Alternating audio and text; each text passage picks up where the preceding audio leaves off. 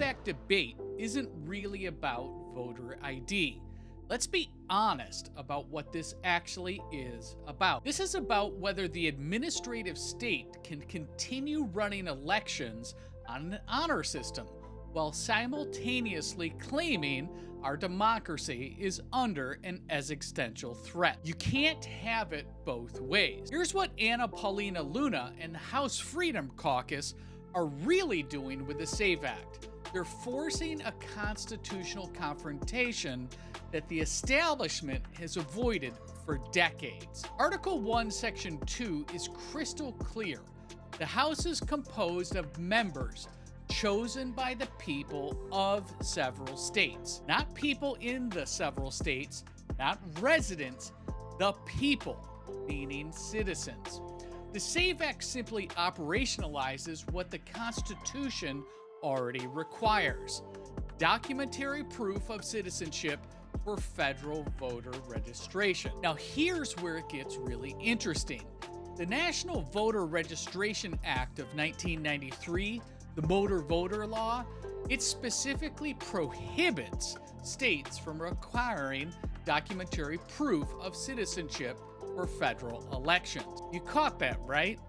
Federal law actively prevents states from verifying citizenship. The Supreme Court ruled in Arizona versus Intertribal Council that states must accept the federal form, which requires only a checkbox attestation. No documents, no verification, just an affidavit subject to perjury that, again, spoiler alert, never happens. So the SAVE Act doesn't just close a loophole, it reverses 30 years of federal policy that deliberately made citizenship verification impossible. And that's why they're losing their minds. Let's talk about what we know. Census Bureau data shows roughly 19 million non-citizens in the US. Several million have driver's licenses. Motor Voter automatically registers those people when they get licenses in many states. The GAO, it found that in 2016, thousands of non-citizens were registered in some states. Old Dominion University, their research suggested hundreds of thousands of non-citizens voting in previous election cycles. But here's the point. We can't know the scale because we don't verify by design. Now, why does the left oppose this so viciously? It's not because they think millions of illegals are voting. They're not stupid. It's because the SAVE Act sets a precedent. If you can require proof of citizenship for registration, you can require it for mail-in ballot requests. You can require it for same-day registration.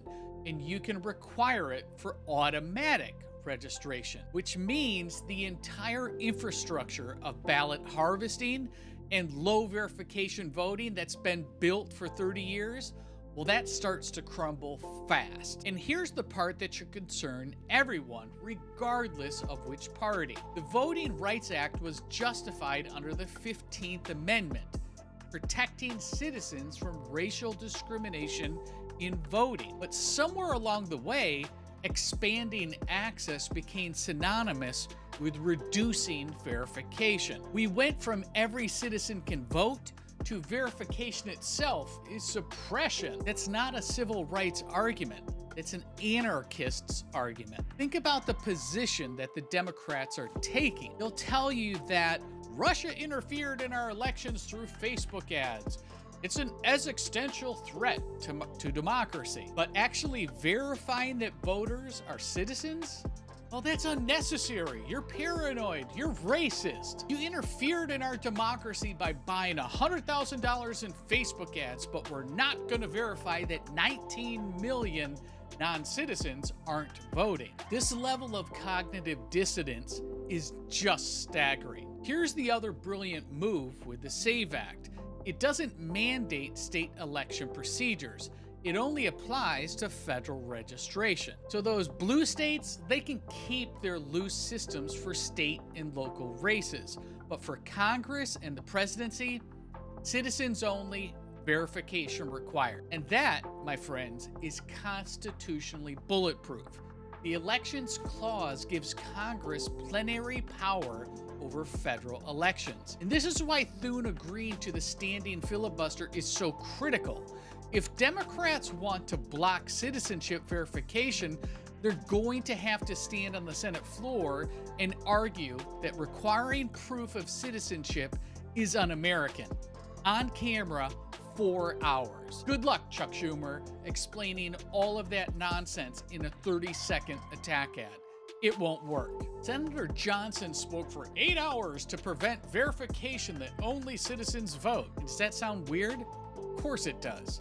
So how does that poll, for an example, in Wisconsin, or any of the other critical swing states?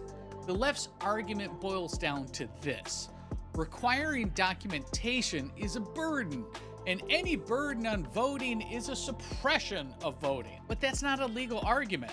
It's an ideological position that voting should have zero friction whatsoever. And maybe that logic works for a local school board race, but for federal office, for Congress, and for our commander-in-chief, no way, Jose, because we're actually a republic. We are not some weird democracy free-for-all that Chuck Schumer and all the progressives want. The SAVE Act is going to pass the House.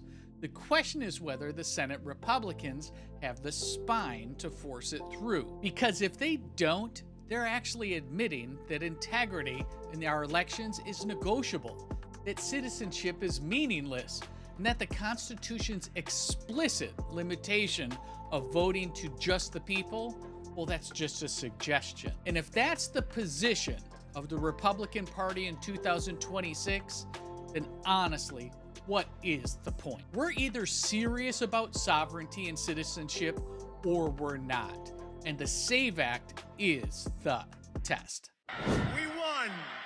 Okay, let's go. We won!